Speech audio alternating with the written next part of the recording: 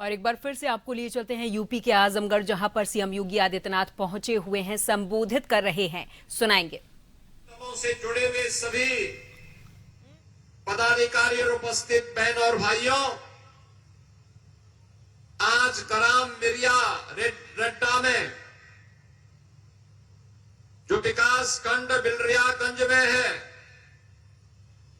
मुझे यहां पे बाबा गोरखनाथ मिल्क प्रोड्यूसर कंपनी के स्टीलिंग प्लांट को, जिसे नेशनल डेयरी डेवलपमेंट बोर्ड के द्वारा स्थापित किया गया है, शुभारंभ करते हुए और इसकी प्रोग्रेस को पिछले कुछ समय के अंदर मैं देख रहा हूं, मैं देख करके अत्यंत आनंद की अनुभूति हो रही है कि 56,000 से अधिक बहनों के परिश्रम से आज यह मिल्क प्रोड्यूसर एक आत्मनिर्भरता का नया संदेश दे रहा है। मैं मिल्क प्रोड्यूसर कंपनी के अध्यक्ष श्रीमती नीरज जी को और उनके साथ जुड़ी हुई उन 56,000 से अधिक बहनों का हृदय से अभिनंदन करता हूं कि उन्होंने वह करके दिखाया है जो अन्यों के लिए असंभव होता है। ये सचमुच एक अभिनंदनीय कार्य है। याद रखना, जब एक महिला आत्मनिर्भर होती है तो पूरा परिवार आत्मनिर्भर होता है, और एक परिवार आत्मनिर्भर होता है तो समाज की एक महत्वपूर्ण कड़ी आत्मनिर्भर होती है। वे कड़ियां जब आपस में जुड़ती हैं तो राष्ट्र निर्माण की इकाई सशक्त होती है और विकसित भारत की कल्पना तभी साकार होती है।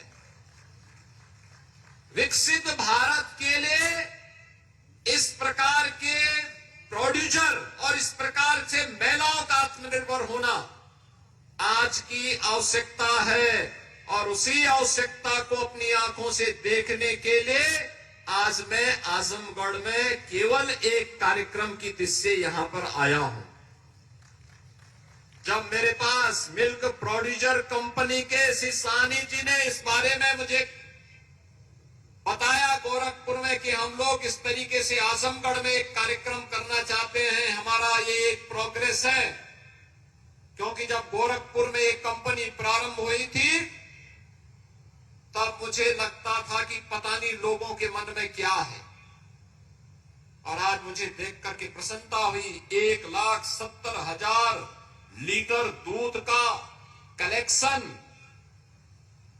55 रुपए प्रति लीटर दूध का दाम अन्नदाता किसानों को और गौपालकों को मिले,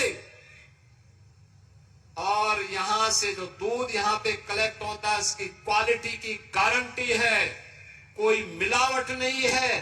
इस बात की गारंटी के साथ जब दूध आता है और वह पैसा हमारे अन्नदाता किसान और गौपालकों के पास जाता है तो राष्ट्र निर्माण में हमारा अन्नदाता किसान और गौपालक मजबूती के साथ और मजबूती के साथ लगता है।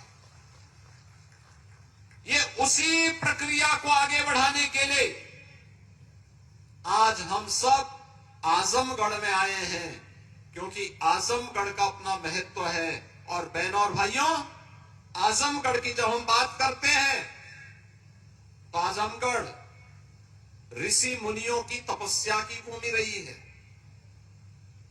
तत्व चिंतकों, विचारकों और देश के स्वाधीनता आंदोलन की भी एक महत्वपूर्ण भूमि के रूप में आजमगढ़ का अपना महत्व रहा है।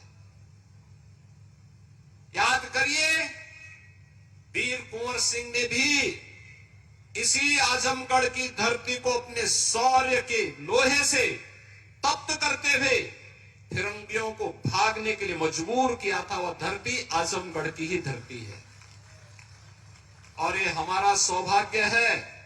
मैं आजमगढ़ से मुख्यमंत्री बनने के बाद नहीं जुड़ा हूं, मुख्यमंत्री बनने के बहुत पहले से मैं आजमगढ़ से जुड़ा रहा हूं, और इसीलिए आजमगढ़ के विकास की बात जब आती है तो हम लोगों ने, भले ही आपने मुख्यमंत्री दिए होंगे, लेकिन उन लोगों ने आपके यहां काम नहीं किया होगा। लेकिन डबल इंजन की भारतीय जनता पार्टी की सरकार ने प्रधानमंत्री मोदी जी के नेतृत्व में आजमगढ़ के विकास के लिए जो कार्य किया वह किसी ने नहीं किया।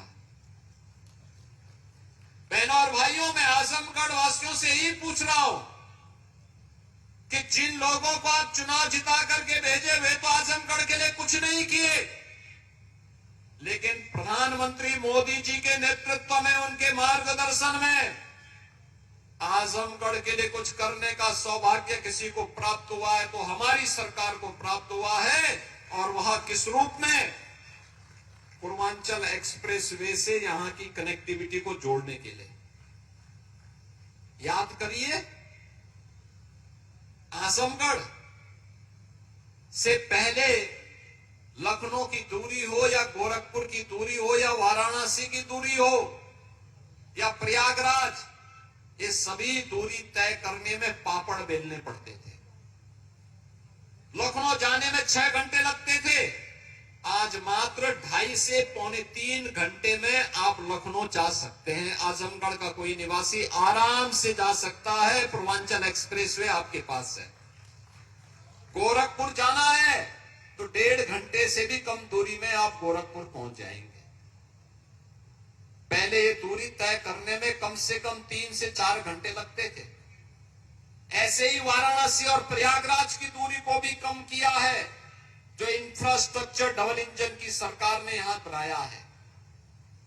आप सोचिए, वोट बैंक के लिए पिछली सरकारों ने महाराज सुहेलदेव को भुला दिया था, लेकिन हमारी सरकार ने भारत माता के इस महान सपूत को, जिन्होंने 1000 वर्ष